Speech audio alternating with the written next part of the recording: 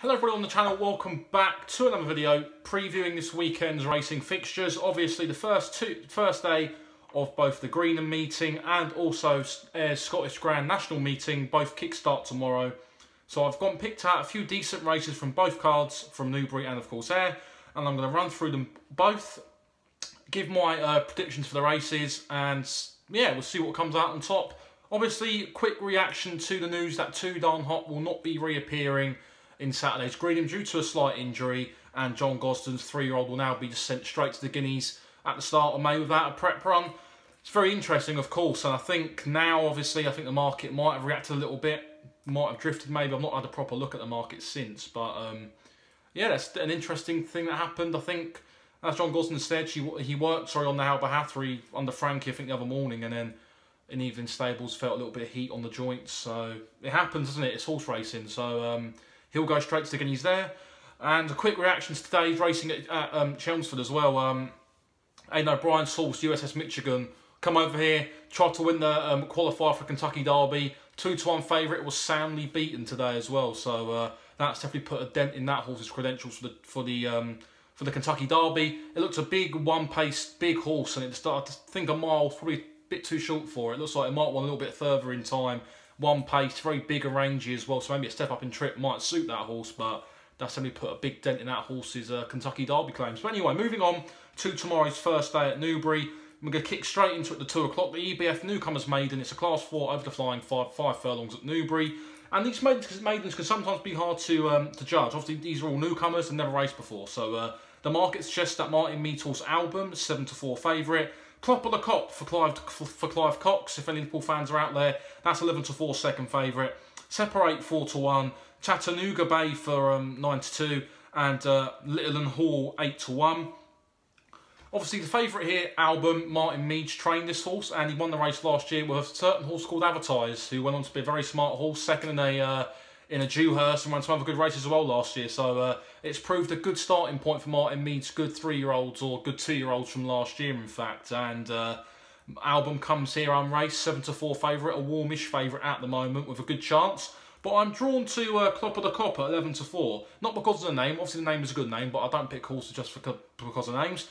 Got very good pedigree. Bike Celebration, which he was a very smart horse for Marco Botti, and Aidan O'Brien, which is positive. And I think he's got a good chance. Obviously, you never quite know how these horses work prior to running in a first-time maiden. So it's a bit of a stab in the dark here, really. So I can't talk too much about it, really. But I think judging by the pedigree there, Clop of the Cop's got a good chance for me. I think Album's going to be very hard to beat. And if Martin Mead's targeted this race for this horse like he did Advertise last year, then he knows how to get one spot on for it. And I think he'll take a very good horse to beat Album.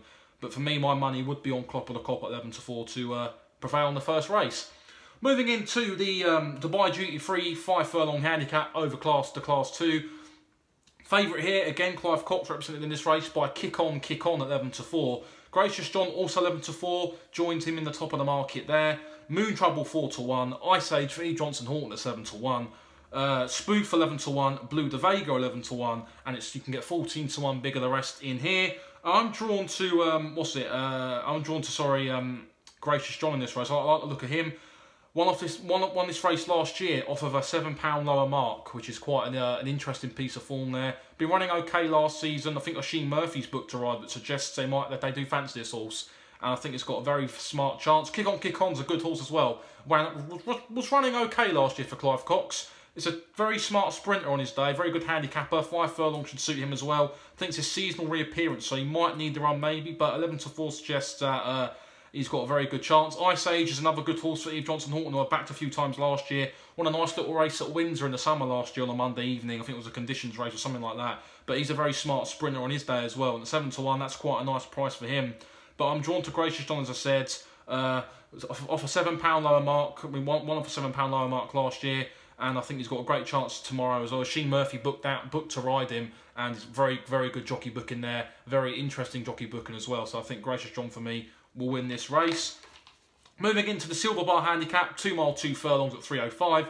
For the quite long distance race, this one here, plenty of jump trainers represented in this race, and plenty of horses who've been running over hurdles recently as well. Festival of Ages for Godolphin, 13-8 favourite, a warm favourite here. Vis-a-vis for Neil Mile Holland at 9-2, sorry. The Casual Man for Nicky Henderson at 9-2. Who Dares Win 6-1. Cover de Leon 15-2. And Medburn Cutler 10-1. Just quickly touching on Medburn Cutler, he was 25-1 in this race, 25-1 winner of this race last year actually, and he's 10-1 this time around, sorry, but I don't really think he's got much of a chance this time around. I mean, I look towards the top of the market. I see horses like Vis-a-Vis, who won 4th in the Cesarewitch last season. A very good race, won by Low Sun. And it was a very competitive race. I was at the Newmarket that day. Vis-a-Vis was well fancied to run quite well in that race. Didn't run too badly. Just bumped into a couple of progressive Willie Mullins dual-purpose horses on the day. I mean, Low Sun had good form at Galway prior to running at Newmarket. And Vis-a-Vis was beaten quite comprehensively that day. Has had a couple of runs over hurdles since, which might mean it's a bit primed for this race. And that moves on to the next point of the Casual Man as well. He hasn't won a race since 2015, when I think he was trained by David Simcock back then. He was well fancied for Glorious Goodwood a couple of years ago, didn't really show much that day.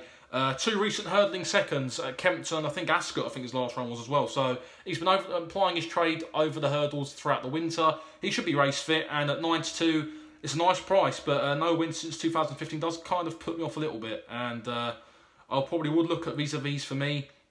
A horse with solid form, Cesarewitch form is quite good.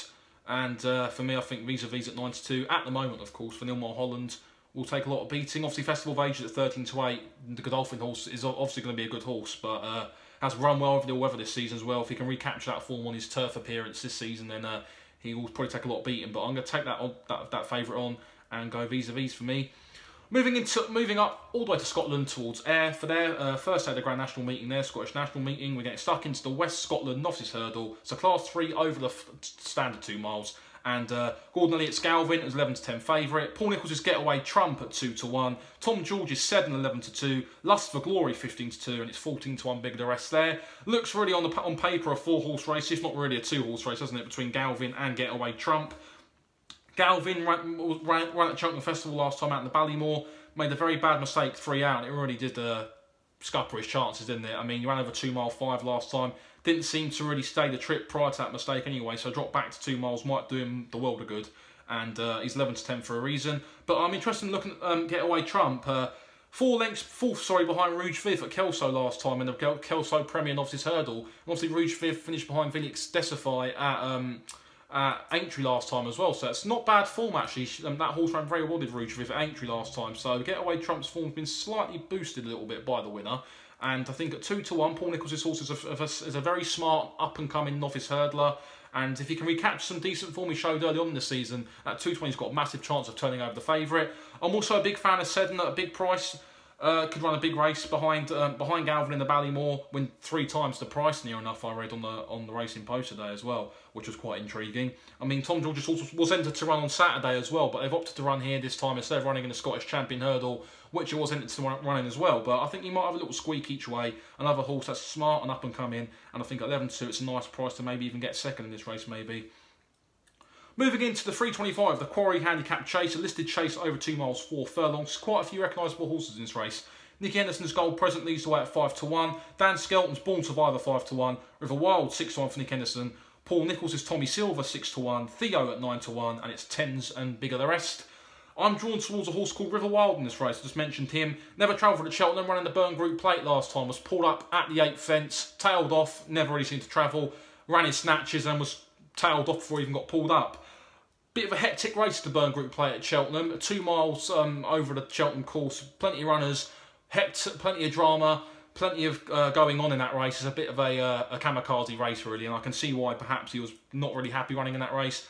Maybe drop down into a lesser race with a significantly lesser field might do him some good. And I think 6-1's a nice price for him.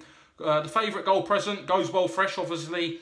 Ran over soft ground last time at Ascot. Streets behind Valtor in January when he won at 33-1 for Nick Henderson on his first run in England. And he finished a mile behind him last time.